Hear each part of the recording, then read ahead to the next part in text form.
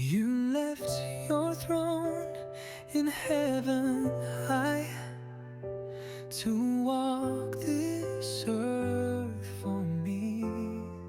매일 성경 묵상을 돕는 해설 가이드입니다. 안녕하세요, 묵상 코치입니다. 함께 읽고 나눌 말씀은 누가복음 16장 14절에서 31절까지 말씀입니다. 14절에서 18절은 돈을 사랑하는 바리새인들에 대해서 말합니다. 예수님의 말씀을 듣는 청중이 14절부터 제자들에서 예수님의 말씀을 계속 듣고 있던 바리새인들로 바뀝니다. 이는 10절에서 13절에 부와 하나님을 동시에 섬기려고 하는 예로 바리새인들을 제시하기 위함입니다. 본문은 바리새인들의 문제를 두 가지로 지적합니다. 첫째, 바리새인들은 돈을 사랑하는 자들입니다. 이 용어는 탐심에 사로잡힌 태도를 의미합니다. 그들은 외적으로 경건한 모습을 보였으나 내면은 탐심으로 가득했습니다. 둘째, 바리새인들은 자기의 의에 사로잡혀 있습니다. 자기의 의는 교만을 말하며 교만은 부에 대한 예수님의 비유와 해설을 듣고 나서 비웃는 표정으로 전달됩니다. 바리새인들은 예수님의 지위와 가르침을 조소했습니다. 조롱과 멸시는 오만과 교만에 근거합니다.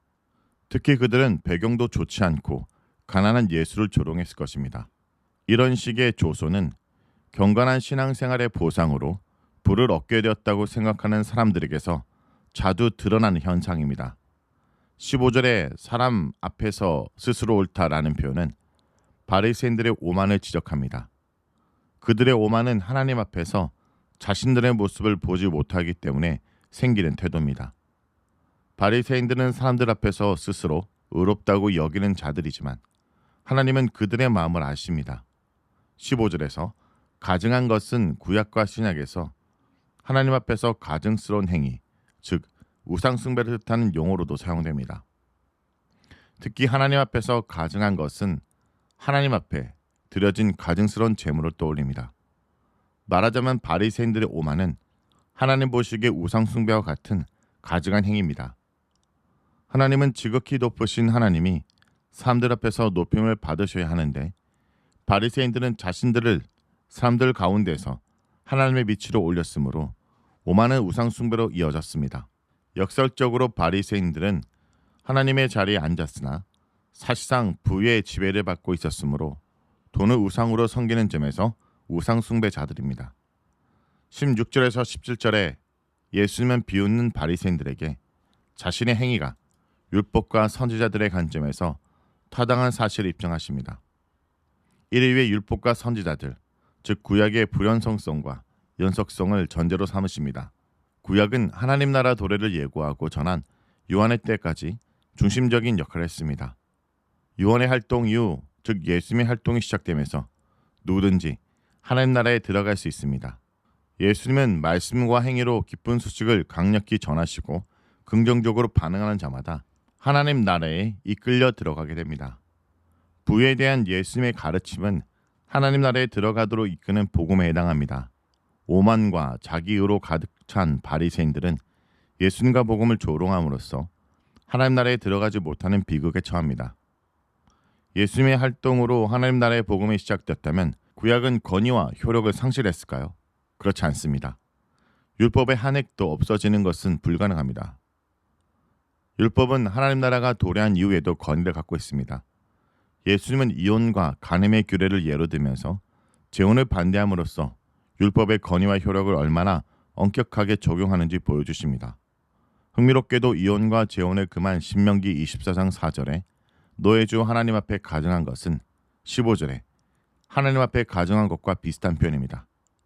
그렇다면 예수님은 여기서 바리새인들의 음행을 또 하나의 우상 숭배 행위로 의도했을 것입니다. 19절에서 31절은 부자와 나사로 비웁니다. 부자와 나사로의 비유는 부자와 거지를 옷과 음식과 거처의 대조로 묘사하는 것으로 시작됩니다. 이 세 가지는 고대 사회에서 사회적 신분을 알리는 기능을 했습니다. 부자는 자색 옷과 고운 속옷을 입었습니다. 두루 지역의 자색으로 염색한 옷감은 대단히 사치스러운 것이었습니다. 랍비 문화에는 왕들의 색깔로 언급되고 로마 제국에서는 황제의 색깔이었습니다. 흰색 옷은 높은 지위에 속했음을 알립니다. 대문이 있는 집은 대지를 소유했거나 대문을 설치할 정도로 큰 저택에서 지냈음을 내포합니다.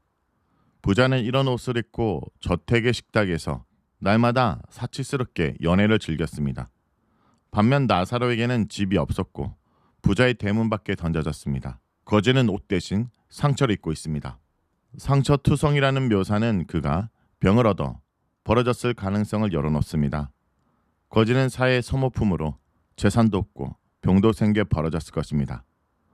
벌어진 거지의 상처를 개들이 핥습니다.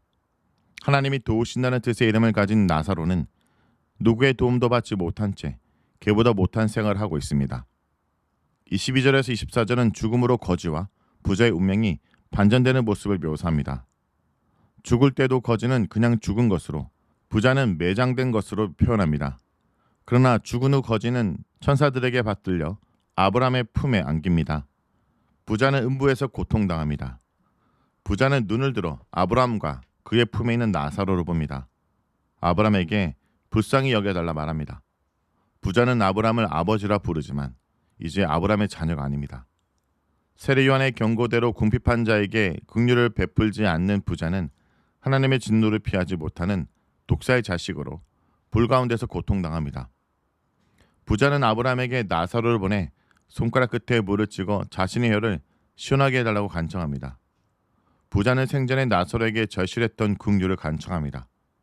부자는 아직도 나사로를 심부름시키면 명령에 따르는 종으로 생각합니다. 아브라함은 부자를 도와줄 수 없는 이유를 두 가지로 설명합니다.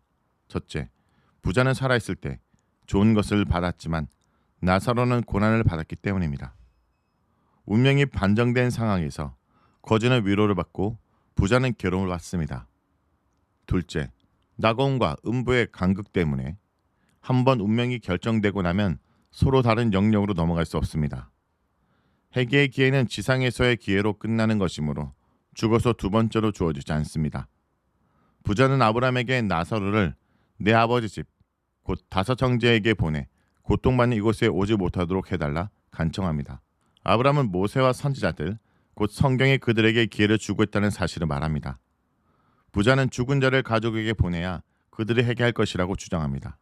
그러나 아브라함은 그들이 모세와 선지자들의 가르침을 듣지 않는다면 죽은 자가 가서 말해도 듣지 않을 것이라고 대답합니다. 첫째, 회개에 합당한 열매에 따라 죽음 위의 운명이 결정됩니다. 엄청난 부를 축적하고 누리는 만큼 더 많은 사람들이 궁핍과 억울함으로 고통을 당합니다. 지상에서는 가난한 자들에 대한 부자의 무관심이 부자의 권리와 같았을 것이지만 부자의 무관심은 가장 심각한 죄입니다. 무관심에 상응하는 결과가 음부에서 고통당하는 것입니다. 이런 점에서 부자는 미래를 연민하게 준비하지 못했습니다. 둘째, 긍휼은 구약의 가르침입니다. 죽은 부자는 아브라함을 세 차례 걸쳐 아버지라고 부르지만 그는 결코 아브라함의 자녀가 아닙니다. 아브라함의 자녀로서 맺어야 되는 회개의 열매인 긍휼과 한대가 그에게 없었기 때문입니다. 이런 점에서 부의 위험성을 경고한 예수님을 비웃는 바리새인들은 긍휼에서 멀고 부자의 운명에 가깝습니다. 결론적으로 비유는 예수님의 제자들에게 가까이 있는 궁핍한 자들을 향한 긍휼을 요청합니다. 예수님의 제자는 아브라함의 자녀이므로 긍휼을 행하는 것으로 신분을 입증받습니다. 성도 여러분, 오늘 본문은 단순히 부자가 나쁘고 가난한 자가 의롭다는 도덕적 얘기가 아닙니다. 더 깊은 질문을 하십니다. 당신의 마음 무엇을 사랑합니까? 당신은 하나님의 말씀을 진심으로 듣고 있습니까? 지금 이 시간 영어로 준비하고 있습니까? 복음은 우리로 하여금 현재의 삶에서 보이지 않는 진실을 붙들게 합니다. 예수님은 영혼에 대한 시야를 우리에게 열어주십니다. 우리가 이 말씀 앞에 회개하고 삶을 새롭게 정렬하기 원하십니다. 말씀을 놓고 기도하겠습니다. 주님, 오늘 말씀을 통해 우리 삶을 다시 바라보게 됩니다. 겉으로는 경건한 척하지만 내면에는 돈과 세상의 성공을 추구했던 우리의 마음을 회개합니다. 부자와 나사로의 이야기를 통해 진정한 축복이 무엇인지 깨닫게 하여 주옵소서. 우리가 하나님의 말씀 앞에 겸손히 서고 영혼을 준비하는 삶을 살게 하여 주옵소서. 죽음 이후에는 다시 기회가 없다는 사실 앞에서 지금 이 순간 주님께 마음을 열게 하여 주옵소서. 예수님의 이름으로 기도합니다. 아멘. With love so pure, so deep, so wide, you came to Jesus, Savior, Lamb of God, you gave it all for love. You took my place, you bore my shame. Now I am found in you. Through every tear, through darkest night, your light was shining through.